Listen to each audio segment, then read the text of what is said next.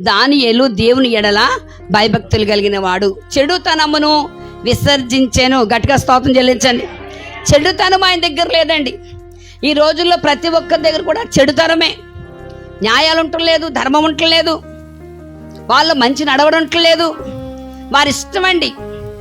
అలాగే ఈ దానియేలు మీద ఏదో ఒక నింద మోపాలని, ఏదో ఒకటి చెయ్యాలని.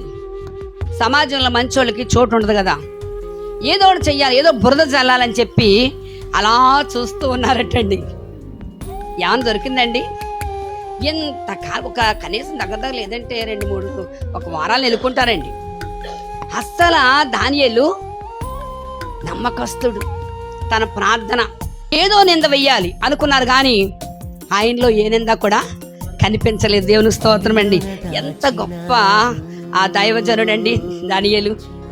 ఎంత మంచి దేవుని ఎడల భయభక్తులు కలిగిన బిడ్డండి ఆయన.